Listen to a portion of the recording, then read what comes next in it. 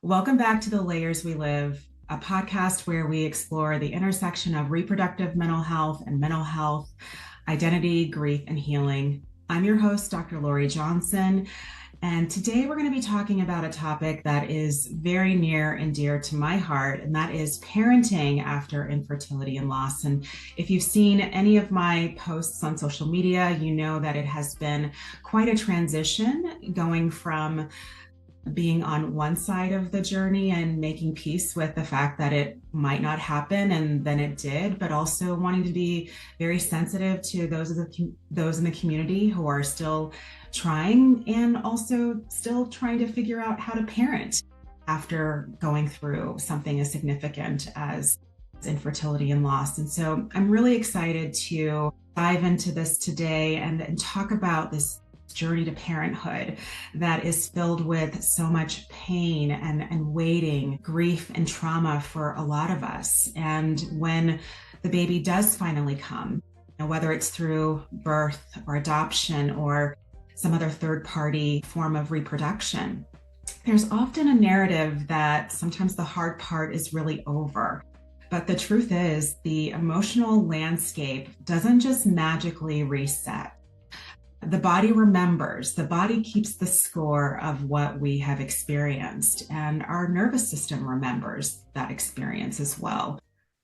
And the grief, the anxiety, and the vigilance that often comes up during this stage of parenting is something that I want us to spend a little time talking about. And so today I'm joined by Shatiera Amankrah, who is a licensed clinical social worker and certified perinatal mental health specialist. And we're going to talk a little bit about the invisible trauma responses that can often shape early parenting, how grief and joy can often coexist. I definitely have spoken a lot about that and want to definitely hear Shatiera's viewpoint on that. And also maybe ways that parents can ground themselves while honoring the past. And what does support really look like when you're parenting on tender ground? Shatiera, thank you so much for being here today.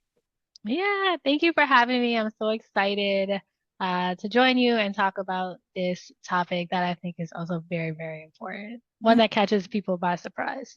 It really does catch people by surprise. And I'm wondering, before we get started, because you've had a lot of shifts happening behind the scenes for you professionally, can you just tell us a little bit about how you came to do the work that you do?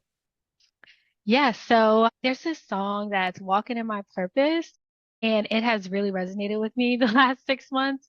But I feel like that's where I'm at now, walking in my purpose and supporting folks on their infertility journey because of my own experiences. I went through infertility when I was trying to conceive after I got married. I just thought, it's interesting now looking back to think about how I was on birth control and I was at one point worried about becoming pregnant, and then got off of birth control because of the side effects.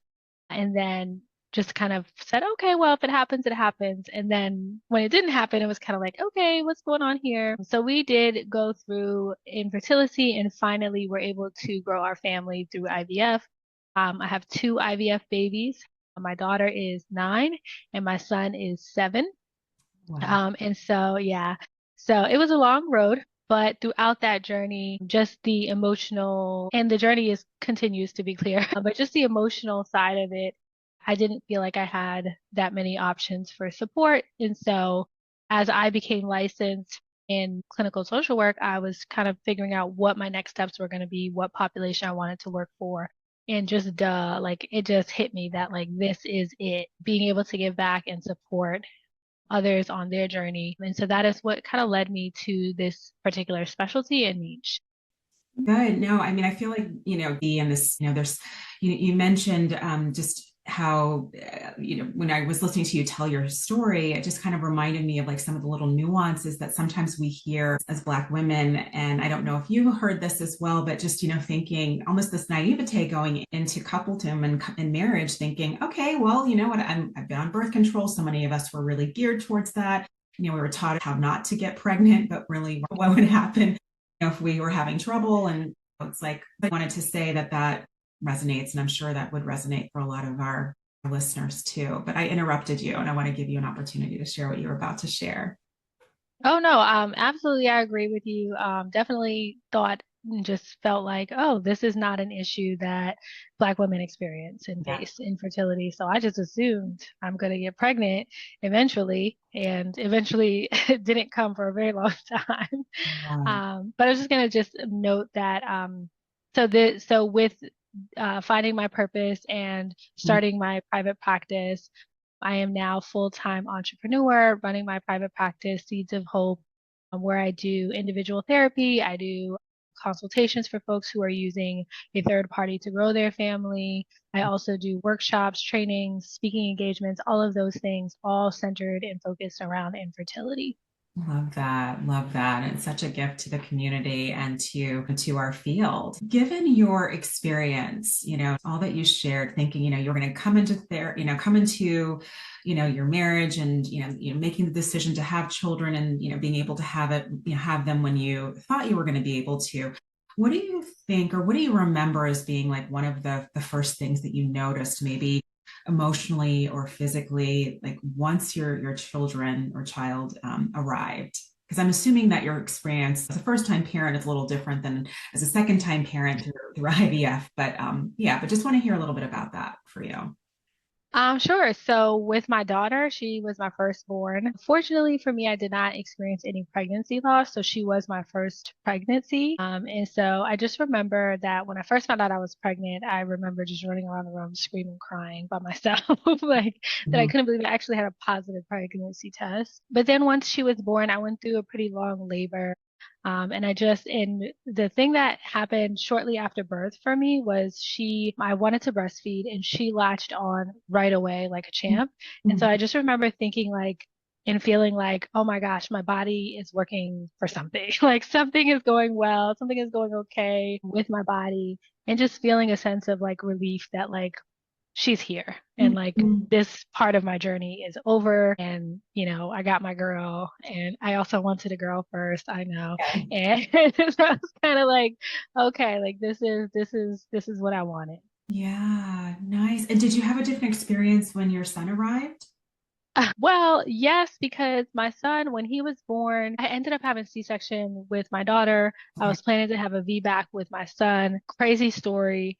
You can edit this out later if you want. But my OBGYN at the time that I had researched and found, who was experienced and like super supportive of VBACs, had died when I was about 5 months pregnant. And then the other person that worked at his practice was like, well, we'll see if we can do a VBAC. We don't know. And I was like, I absolutely don't want to do it with someone who doesn't feel confident. Right. No, Um, not. so when I went in for my scheduled C-section, even that day, there was just what I now know is kind of normal or common, like the heart rate kind of going up and down.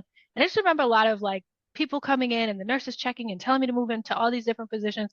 And I was just really freaked out. And then the doctor was like, let's just hurry up and get her into the C-section. Like it was scheduled for maybe like an hour or two later, but they were like, let's just get her in. And so when my son was born, I just remember feeling like I was still on edge and like, is Mm. he okay? Is he alive? Like, what's going on over there? He came out and they did have what they call, I think, family friendly C-section, where they have a clear curtain, pulled him up and I could see him.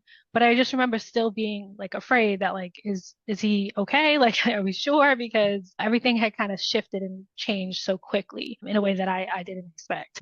Oh, I didn't, thank you for sharing that. I didn't know. And I mean, and what an experience to kind of plan to have a certain type of birth and then to have your doctor just tragically kind of pass away. And, because our doctors in this journey are a huge part of, just our experience. And I don't know about you, but I Absolutely. became very attached to my doctor. And so the thought of losing her, and I know she didn't get a chance to deliver Sochi, but she still came like an hour after the fact. Because I won't get into my own birth story. I'll share that a little bit later. But it's like, yeah, that you want them to be a part of your experience and you feel really, comfortable with them. And so it Yeah. just sounds like the circumstances around your son's birth were just anything but. And I could see how Hmm. that leads to you feeling uncomfortable and uncertain Yeah. and unsettled. Oh, Yeah, and so many people I hear make comments about scheduled C-sections and how like, oh, it's just gonna, right. go according to plan. It's so much easier. You know what to expect. You go in, they give you a date, and just that's same thing. I was kind of like, okay, well, here we go. Wow. Same. And then things just still shifted quickly, changed, freaked me out, and it was not this smooth sailing experience that I had expected with it being scheduled. Yeah, yeah. I really don't understand that. I've never had a vaginal birth, so I can't compare to that. But even with it being scheduled, and we had a scheduled one too, and so she still came early, and nothing easy, nothing felt easy about it at all. And C-sections are still major surgery that your body has to go through, and your body went through that twice. And Yeah. and you shared something too about your first pregnancy, excuse me, your first delivery or your experience after that that also really resonated. It was just like when your daughter latched on and have that experience of finally my body's doing something right. I don't want Mm. to kind of play into that narrative of our bodies being broken, but in terms of just it feels good that there's something that's going the way that you expected as opposed to the way that it doesn't when you're often going through fertility or loss or these unexpected road bumps on your path to parenthood. Yeah, and I think it's important to your point that like this is like now I'm in a much different space, of course, and I understand that my body wasn't broken. But at that time, that is how I felt. Like that's when going through fertility and month after month, Mhm. like that was the narrative that I filled myself my head with. And so I now, of course, like I said, know differently. But definitely during that time, it was really, really rough. And so when she latched on, it was like, oh, Yeah, okay. yeah, yeah. And speaking of ease, I will say for me, and I know breastfeeding isn't necessarily easy for everybody, but I had that same experience. Like I had no expectations given that I had the journey that I'd had and was grateful that Sochi showed up. But when we were having a relatively easy breastfeeding journey, I was just like, wow, it was like, okay, it was nice for something to be easier than what I experienced in the past. And it sounds like that was what your experience was too. Yeah, for sure. Yeah. So I'm curious, as we think about, or you talk about just what are some of the first things that you might have noticed emotionally or physically once you welcomed your children. How do you feel like the past experiences that you had with infertility maybe kind of showed up during those early parenting days? For sure, with my daughter, she was my first, and she was born in January 6th. So, and that was my 30th birthday was January 2nd. So Mm. I was very pregnant on my 30th birthday, which I had knew that I was going to be done having kids at 30. Get married at 20 something, and then you have your first kid and the second one if you want it, and Yep, yep. but yeah, I hear you. Um, but I remember a lot of times when I was my daughter also had colic. And so she was, my mom and I coined her a holla box, because she would holla and scream and cry.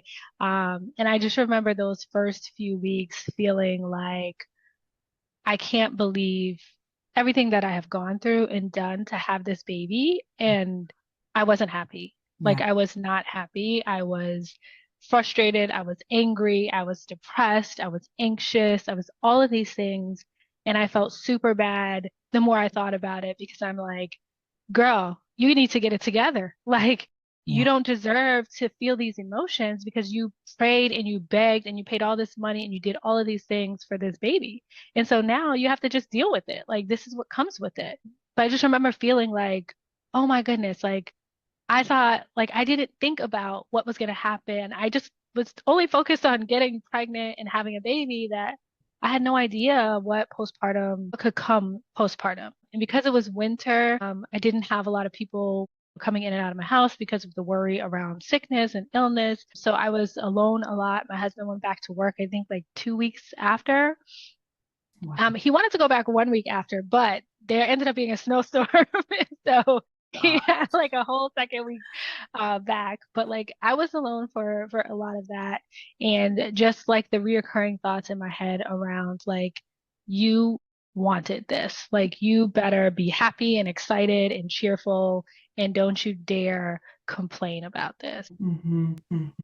Being really hard on yourself because it's like you wanted this, so you don't deserve to complain. And that can really set up this hard emotional process, right? Like when you are telling yourself that you don't get a chance to feel the way that you feel because of just all of these hardships that you experience to get here. It's like, yeah, there's so much pressure to be grateful, as I like to call it. There's nothing worse when you're in the midst of finding your way as a parent and also trying to make sense out of these traumatic experiences that you've had. Try to piece all of that together and figuring out how you're going to show up when you still might be processing some of this old stuff too that's coming up. Absolutely. It makes me wonder about this whole piece around trauma because I talk a lot about the infertility trauma experience, a lot of it born out of my experience with your current pregnancy loss. But I'm curious, what are some of the signs that you might notice, like that are related to trauma that come out in this early parenting phase that you see? I think one of the like main, I'll say the main kind of two things are hypervigilance and Mm-hmm. just being hyper alert, hyper aware, hyper protective, because again, like, this is such a precious thing that I have fought so hard for, that like nobody, I don't want anybody to mess this up for me. I don't want anybody to ruin this for me. And so just being mindful of who's around. I remember at the hospital, my daughter latched on really well. And but then she was having some trouble with transferring the milk, I guess, Mm-hmm. and they were wanting to introduce formula. And I just remember being very like, no, we're not doing that. Absolutely not. Just very like on edge, that like, no, no, no, like everything else has to go according to the way that I want it to. Please let it go. Um, and so I think just that, like, that vigilance around just everything. Yeah. And then the other thing I think is just like intrusive memories, because even in the early stages of parenting, the time that is passing, for example, when my daughter was just a few months old, I was reflecting that like this time last year, I was going through IVF treatments and praying and hoping and waiting, and just like all these kind of reminders of grief and trauma that I had been through that still continued to come up. Another thing, again, my daughter was born in January, and in May, Mother's Day, I remember such a huge sense of conflict within myself, that like I want to be celebrated and honored as a mother for my first Mother's Day. And I was really struggling with the grief and the trauma that I experienced going through Mother's Day, wanting to be a mother and not being a mother, Yeah. and seeing people post and talk about, motherhood is everything and my children are my whole world, and all of those memories and intrusive kind of thoughts were like right in my face. And meanwhile, I'm like, I want to be honored and celebrated because this is my day. And like, I really fought hard to get here. And it just felt like this kind of conflict of emotions with the, intrusive thoughts and memories and, flashbacks, not like actual flashbacks, but like Right. recalling some of those trigger points for me. Well, yeah, and those trigger points, like you said, those holidays, when you spend a lot of time in going through these repeated holidays that Mother's Day or Halloween or that signify kind of family and children, when you spend a lot of time longing, it's like that's part of your memory. It's part of what your body remembers. And then when you arrive on this particular side and you're trying to navigate that, as a new parent, it makes sense that it's like, whoa, this feels odd because you spent so much time really having a very different reaction to those days, and yet you might be happy to get here, and at the same time it's like, wow, what do you do with that? I'm not sure how many years it took you, but for some of us, like 8 years of going through this, and it's like, wow, what do I do with that? In some ways it's like your body is kind of going through this process of trying to feel and move through some of those triggers, but relearning too of what those days mean as well. And Absolutely. And you bring up a good point. One thing that I don't know if I told you this or if I mentioned this to you in the past, but it was a training that I sat in on of yours actually, and you had talked about survivor's guilt. And I had never heard, this was just a few years ago, I had never heard that term in this space before. And I can't even tell you how much it has resonated with me. And I now speak about it often because Oh, I have a word for it. I have a name for it. And so gosh. just even naming that, like feeling like I'm not allowed to post, I'm not allowed to celebrate because like I survived something that many other people are still struggling with, and I don't want to be a trigger to them. And like just the thoughts around like who else might be going through this and other people, because as I started to share my journey publicly, also friends and family and people were coming to me telling me, yeah, I'm going through this too.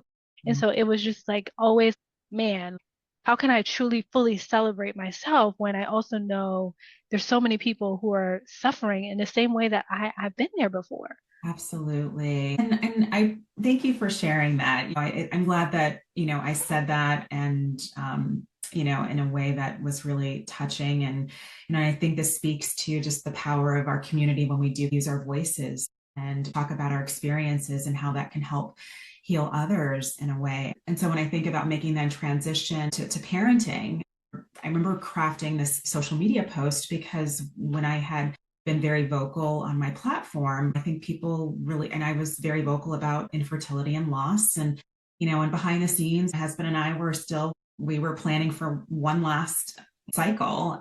But we also were very clear that that was going to be our last cycle. And a lot of people had grown to know me through just talking about infertility and loss. And I was very aware that when you start to move to the other side, it can be very triggering for people. And then it's like, what do you, and just being the empaths that we are. And I know I was very occupied by the fact that, like, what is that going to mean for people who trust me to hold space for them, whether it's, in my practice or online, and not wanting to kind of alienate or, to further trigger people who are kind of still in the trenches. And so, yeah, there is that guilt. And the way that I've started to try to think about it, and a very dear colleague, shared with me was, just really appreciating the difference between kind of guilt and compassion. Mm, And so what I think is really embedded in that is a sense of really connecting to the pain of others because we've been there. And so I mm, try to hold on to that and really honoring that this is a way that, we're experiencing the compassion for, how challenging things can be. And, mm, and also, giving ourselves permission and giving yourself permission to bask in the joy, because in some ways I feel like that's part of, that response, of, just not feeling like you can fully like embrace the happiness. mm. Sometimes for some people too, I believe it's because, just you're worried about the other shoe dropping and, something bad Absolutely. happening. And I think you mentioned, that with your son, and just like, whoa, because the birth wasn't going the way that you had hoped and just left you feeling really unsettled. And it's like when that is part of the foundation of your experience with your child, it seeps in some pretty powerful ways.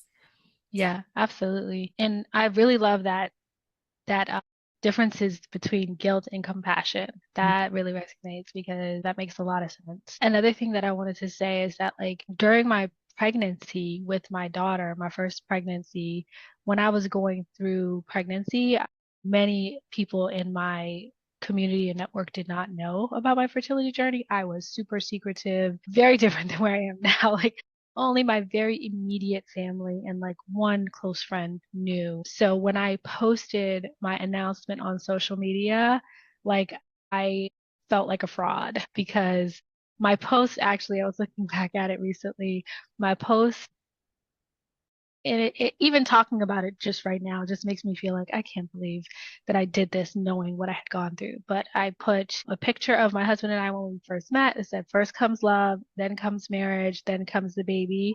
And it was when we met, and then when we got married, and then a picture of us with me desperately trying to poke my stomach out to look pregnant because I was still earlier on in pregnancy.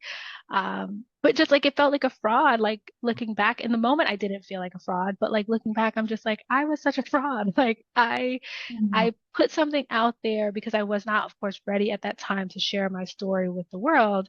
But just knowing that like it really was not first comes love, then comes marriage, and then comes the baby. There was a lot that came between Yeah. marriage and the baby.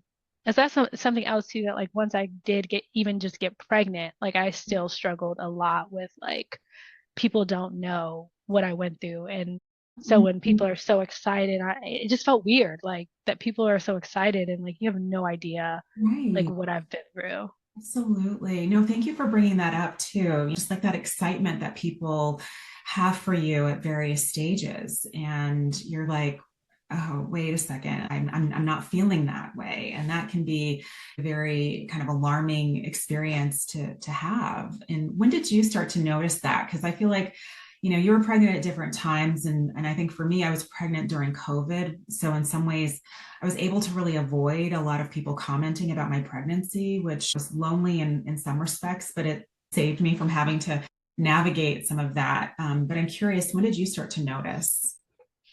Ironically, I think it was more so when I was pregnant with my son. Okay. I think because with my daughter, I think I was just much more myself, like in basking in a moment of like, I made it, I survived, I've gotten through this, I got my baby. And I Yes. think with my son, I was a little bit more like surprised that like people were so excited. One, because like, okay, this is my second child now. And a few more people knew at that time, like that we were going through IVF and infertility, but just like people's level of excitement and like when you share the news or when you have the baby, coworkers, people that I didn't quite know. And just when I was pregnant with my son, there was also like four other people at my job that were pregnant. And so it was just like such a thing. And I just again felt like this doesn't feel right because this like I didn't get pregnant probably as easy as these people. And now I'm like, well, maybe their pregnancy wasn't easy either. And I Right. just didn't know. But it kind of felt a little weird to celebrate sometimes just something that like was such a struggle. And people are just like, I almost want to say like so naively excited about. Mhm. And at that time, I was also still worried as well and unsure.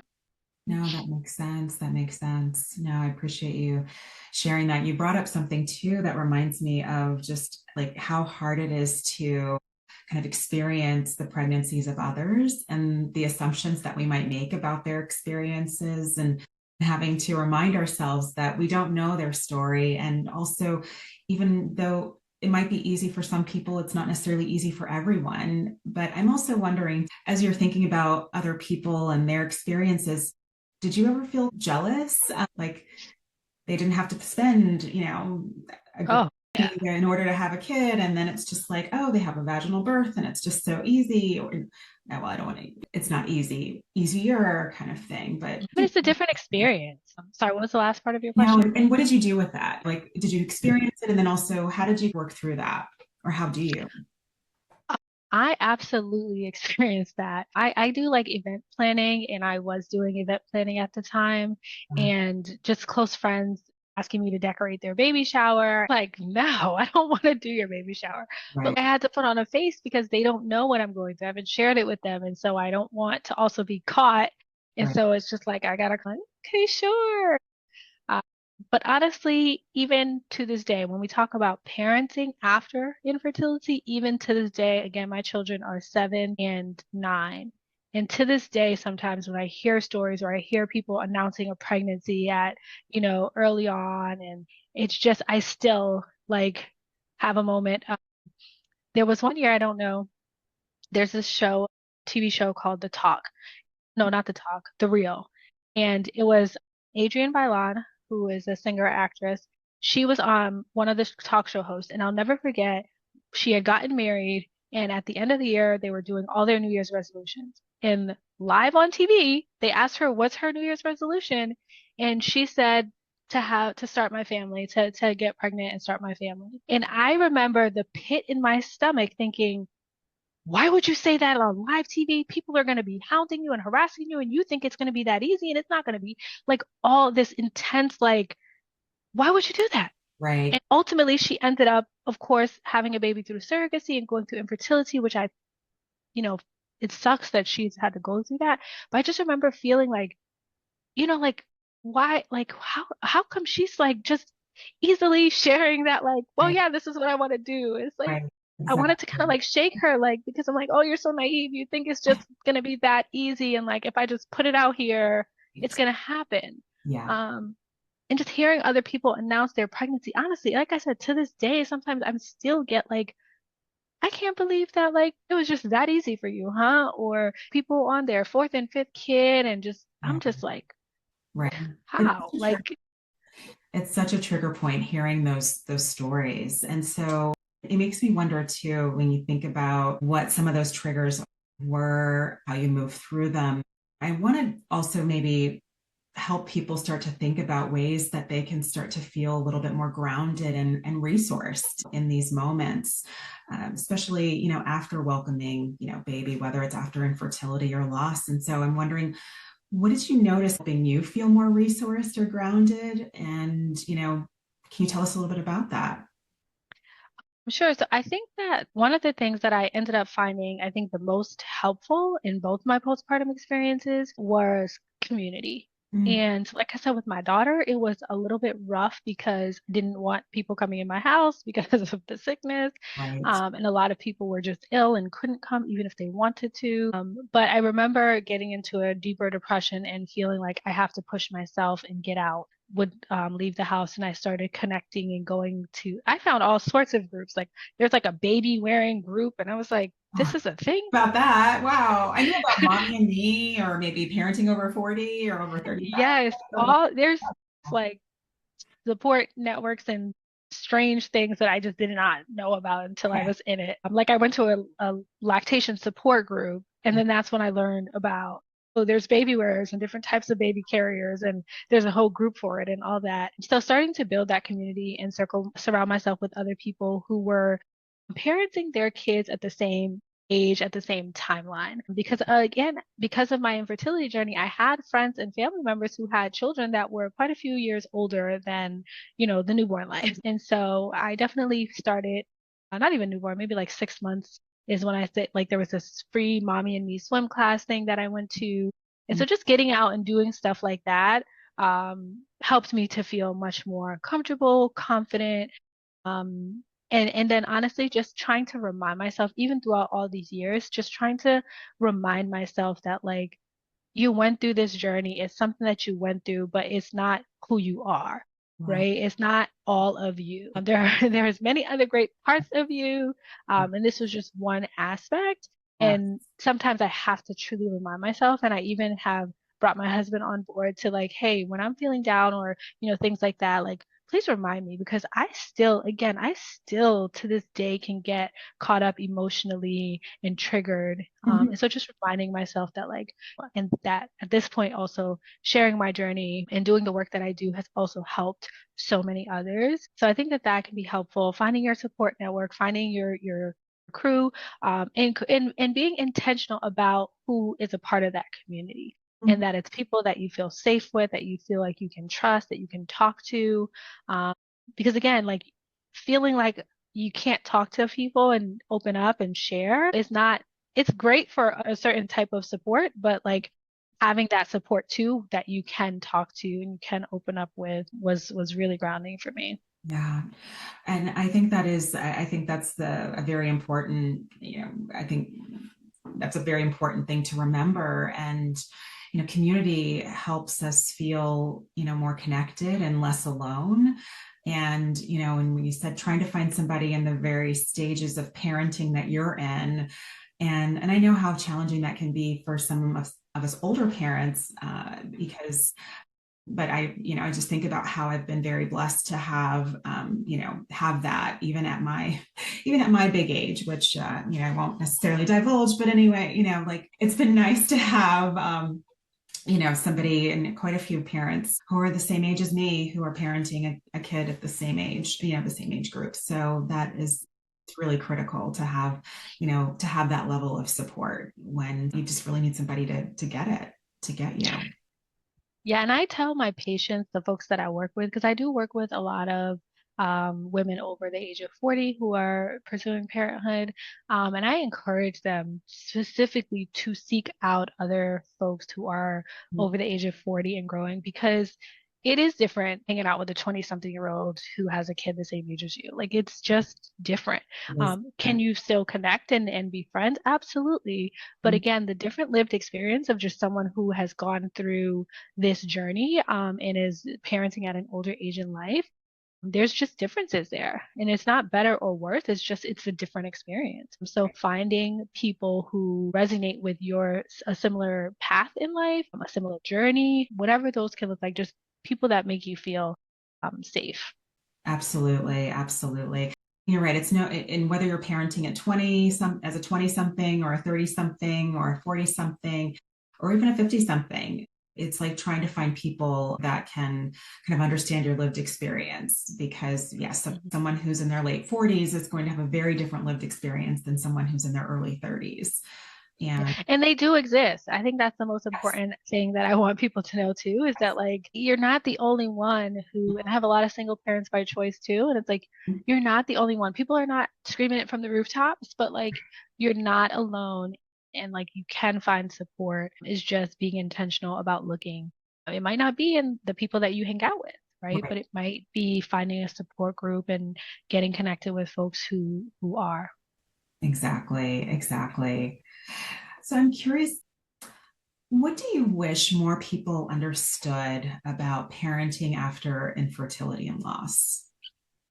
um, that it is not sunshine and roses, that it is still stressful, it is still hard. I know now that perinatal mental health is the most common complication, and just knowing that like it's not because I went through infertility, it's not because I did IVF that I'm struggling, but those things definitely add risk and elevate and make the stress and all the things a little bit different. But I really just wish that people knew that like it's okay Mm. to feel whatever emotions come up for you on your journey of parenting after, having experienced infertility.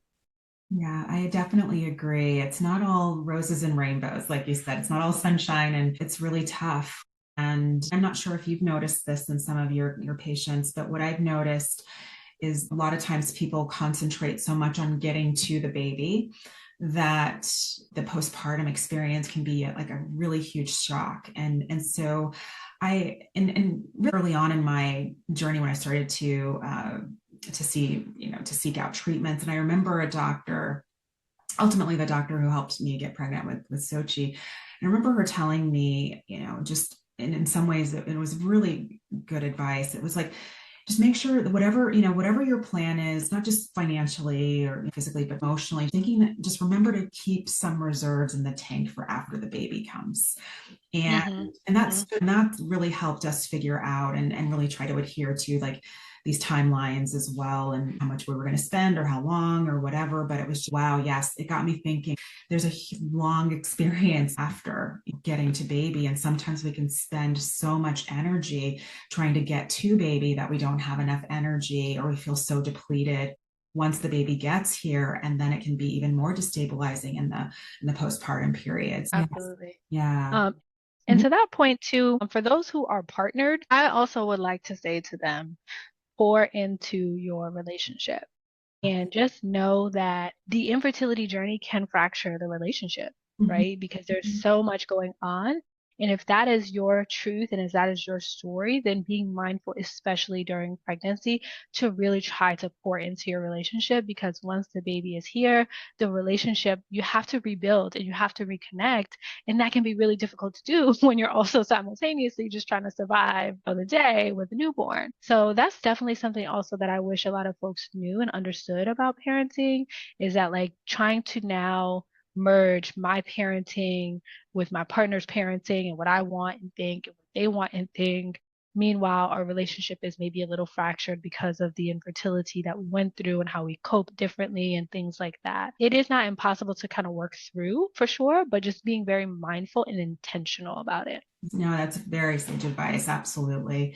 To be very intentional about how your relation gets poured into. And I always encourage people to try to do that along the way so that a connection is nurtured and they have a good foundation for communicating and problem solving, because those or processes that you're going to be doing every day as parents, not just around fertility treatments or just other relationship kinds of issues that might arise, but getting some practice in feeling really confident in that and in doing so in ways that I think reinforce the strengths in the relationship and feeling really confident about where they are. So I like that. I want to thank you for all of the wisdom that you shared today. Any final thoughts that you want to share with our listeners when it comes to thinking about parenting after infertility or loss?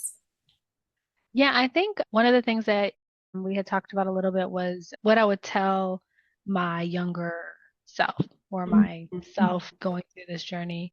I think is I would like to tell myself to honor whatever feelings and emotions come up for me, even if that includes anger and jealousy, that those are not bad, quote unquote, emotions, but they are just emotions and I'm allowed to feel them. And I would really encourage myself that it's also okay to set boundaries with my loved ones, not just around talking about various parts of my journey, but also around attending certain events, attending certain things, and feeling compelled that like, well, this is so and so, and they have this relationship with me, so I have to go. But truly honoring my own boundaries and setting them and sticking with them and feeling okay about that. And then also communicating my needs with others and verbalizing it. Yeah. Because I think, especially in the early stages, I made a lot of assumptions too, just because I didn't know any better. Mm-hmm. But thinking about what are my needs in those moments. And so, as an example, like I practice this now, and this is applicable to everyone in many different situations, but especially during this journey of like when I call my husband now and I'm like, hey, I need to vent to you about something, tell him I need to vent. I'm not looking for answers or solutions. Yes. Um, Yes. because sometimes you're sharing, and I'm like, I want to release these emotions and talk to someone that I feel is trusted and safe. But then when my husband's like, well, have you tried this? Have you tried that? Well, have you thought about this? Well, what do you think about that? Well, it's your fault because you did it. And I'm like, that's not what I need. um, so definitely like communicating to others what I need in those moments, and how I just need a hug or I just need a listening ear, and I just need some emotional support and validation. Those are like the main things that I think I would encourage my younger self. And I also, again, encourage others who are going through this journey and are in the thick of their journey.